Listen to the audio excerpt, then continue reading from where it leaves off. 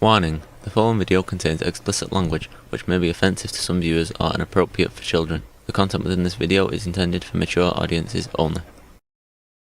Warning: this video contains spoilers for the Matt Ruff novel, Lovecraft Country, and the HBO series of the same name.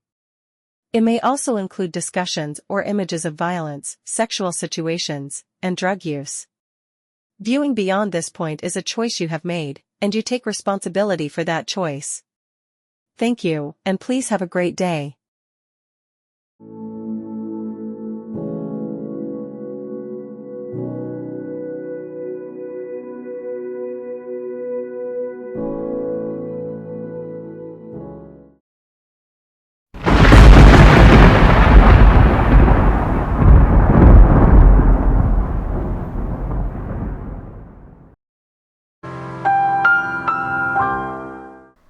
Hello and welcome to this video. I hope everyone is having fun. I hope everyone is enjoying life, and I hope the universe is treating you fairly. Before we get too far into this video, I need to let you know I got a fan off screen here blowing, circulating air. I've got the door to the room closed, so just keep the air moving so it doesn't get stuffy in here. So, with all that out of the way, today's video is going to be about Lovecraft Country, both the novel and the show, which are very, very well worth the time to read or watch. When I was pulling stuff together to do this video, I figured I watched the series. I've watched the series a couple times, and I love it. It's a great series. And every time I watch it, I get a little bit. It grows. There's a little bit more depth to it, and a little bit more enjoyment each and every time I watched it, and that's given the fact that the first time I watched it, I really enjoyed it. The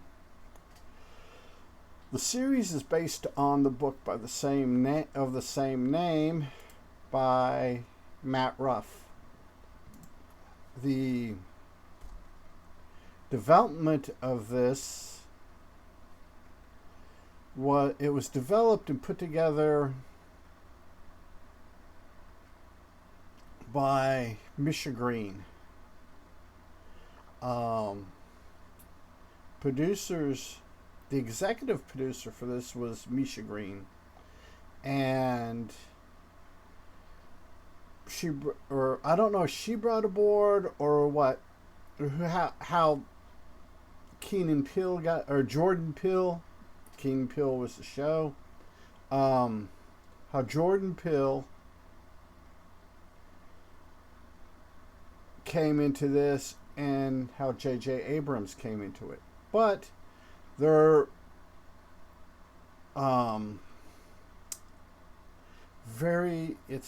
they helped a lot. I think Jordan Peele brought a whole bunch to the story. His ability, his comedic chops are good. His dramatic chops are good. Jordan Peele is just one of those all-around people that's good at stuff.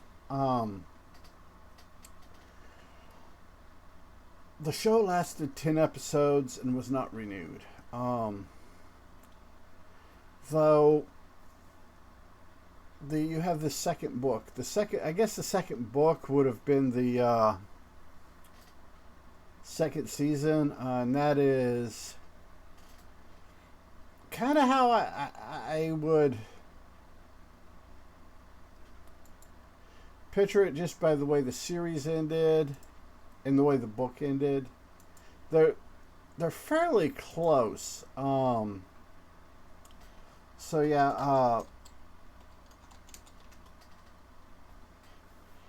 The second book, I need to pick up a copy of the second book. I really do.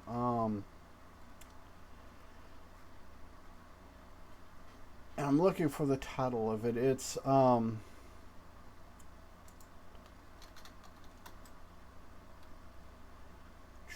yeah, it's Destroyer of Worlds: A Return to Lovecraft Country by Matt Ruff. That's the second book.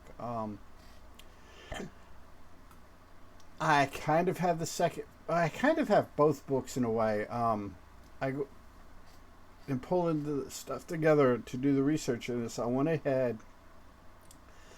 I looked at picking up the novels, but being pretty much a hardback snob, the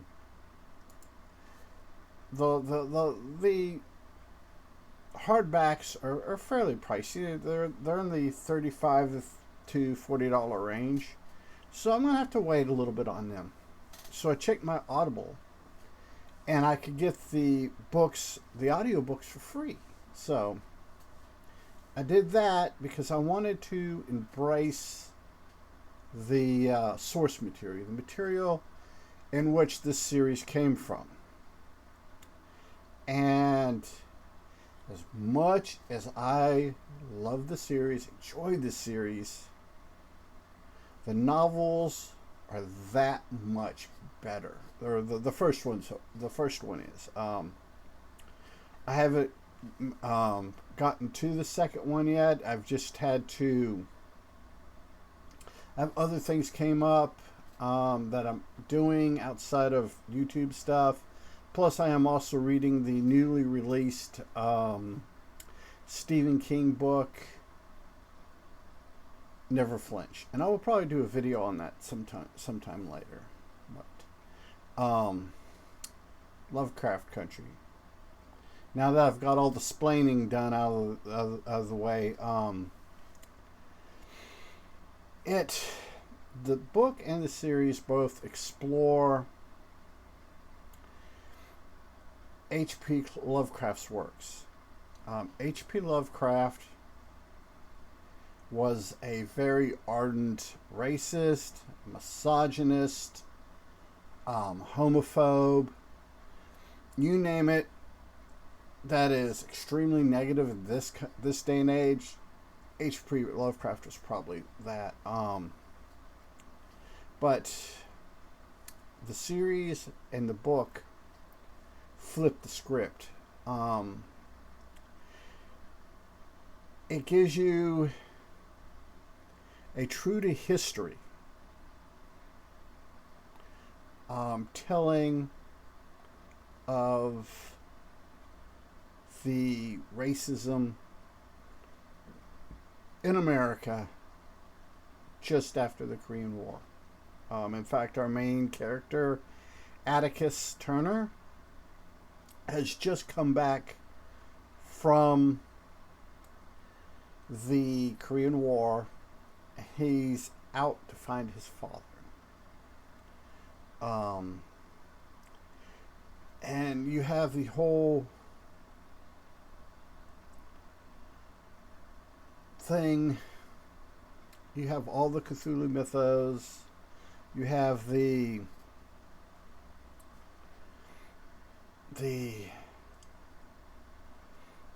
feeling, the feel, and you get this really grounded in history view of black culture at that time in American history.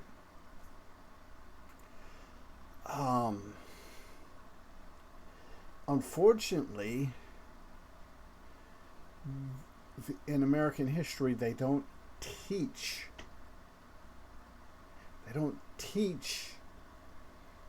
American history.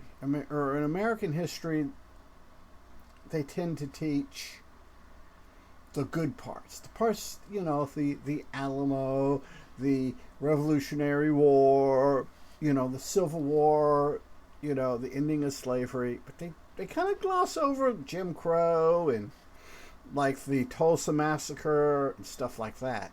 They just kind of gloss over that, They just kind of wipe people the shit out of it. So yeah, and this series deals with it. In the TV show, Atticus is just discharged from the military and is on his way home. In the book, he's back from the army. He has a job in Florida. He gets a letter from his father saying that he had left Chicago for Arkham, Massachusetts, which he misreads as Arkham, Massachusetts. And we get the backstory in both the show and the novel that Atticus is a science fiction. He loves knowledge. He can't get enough of it. And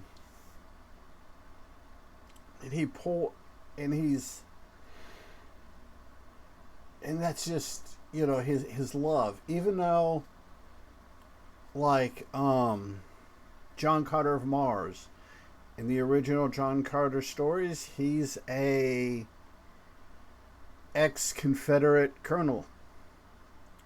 You have Lovecraft, very homophobic, very racist, very misogynistic author. And there's a flashback scene, and it's done really well in the novel, of Atticus's father, Montrose, pointing all this stuff out, going, these authors are racist, white, and he's correct. He's very, very correct. But Atticus is undaunted. He believes that things can be made better. He doesn't want to lament in the drudgery and the stagnation that's brought about because of things like the Jim Crow laws and stuff like that. He's hoping and working toward a better cooperation or better understanding between races, which he won't see in his lifetime. Unfortunately, we're kind of backsliding right now, but hopefully we get our shit together and move forward. I'm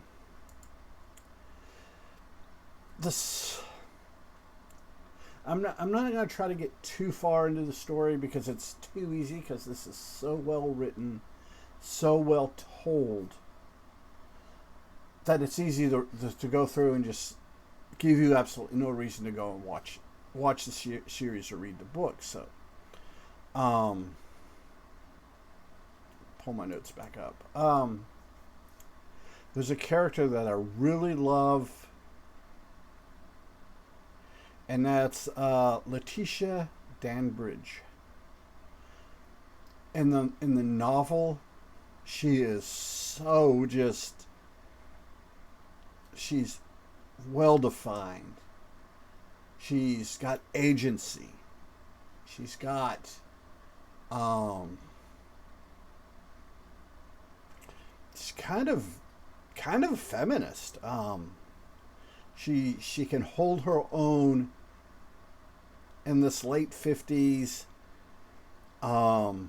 boys club. She can go up against Sausage Factory all day long, and she can do it, and she can hold her own. And in my opinion, in the series, they water her down so much. They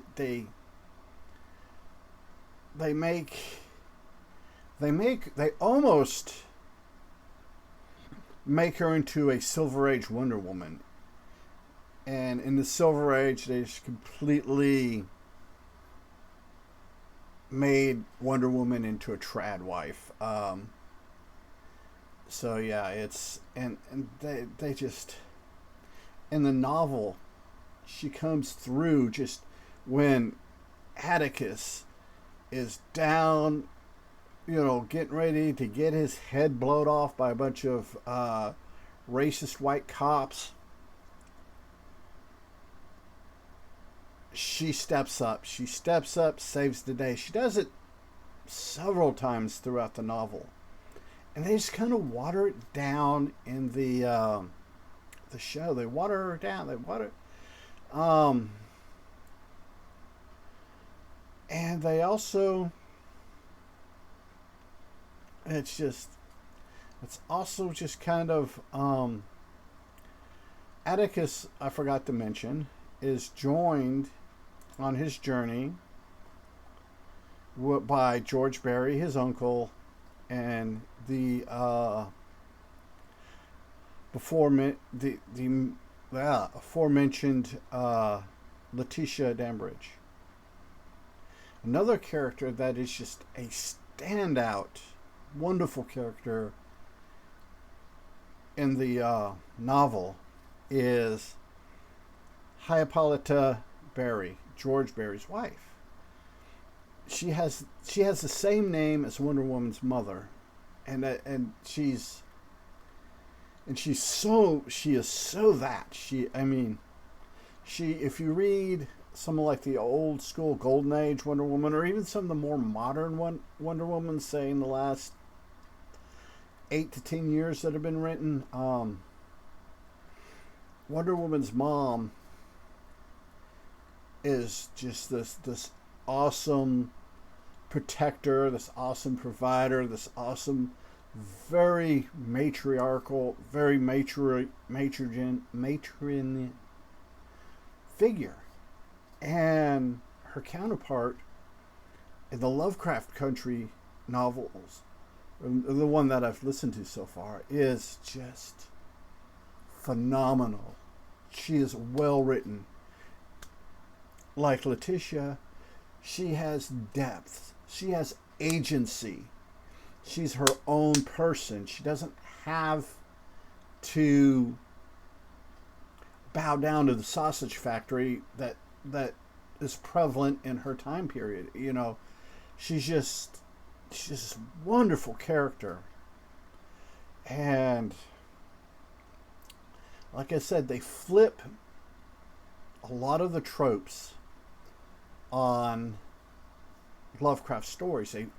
They flip them where Lovecraft, all of his monsters, all of his demons, devils, what have you, are based on black people, brown people, women, the uneducated. He was very, very much looked down on people that didn't have an education that matched his. Looked down on all people from like the the southern part of the United States as being inbred hillbillies. The as Bill Maher puts it, the Waffle House sister fuckers. And they flip that. They go, okay, if and they basically just kind of flip it over. And I remember when the series came out on TV, there was a lot of pushback because they explored some of those things that take place in the novel. But luckily for Matt Ruff, a large majority of Americans are too lazy to pick up a book and read. Or I imagine there would have been all kinds of shitstorms when his novel, well, I imagine the second novel is the same way. When they came out, I imagine if more Americans would read and enjoy literature, I imagine he would have caused a major shitstorm.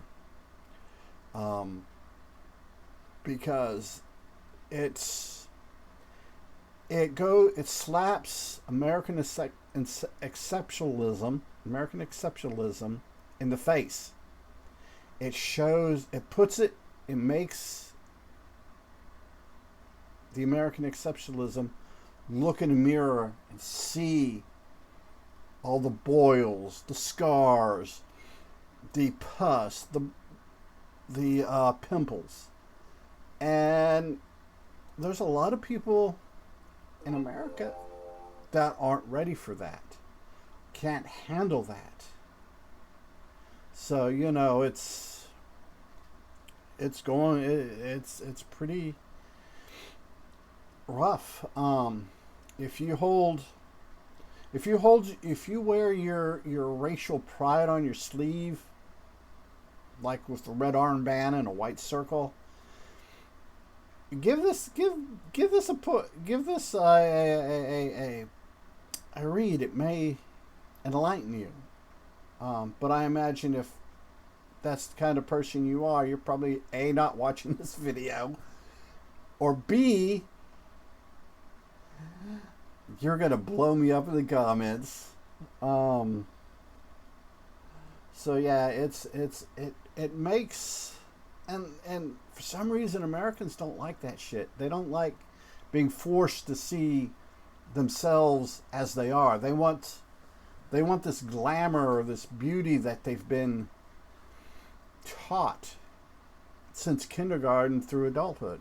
So yeah, go check both out, the series and the novel. Like I said, the novel is, as much as I would give the series 5 out of 5 stars, no questions asked. The book, I would give 10 out of 5 stars, no questions asked. That is just how much better, how much more flavor and detail you're sitting there. I got the earbuds in, I'm listening to it. It's just like, oh my, and it's great. It makes you understand things and see things from a different point of view. And God knows, seeing things from a different point of view helps on our total view. So yeah, I'll go ahead and leave you guys. Let's get back to doing important things.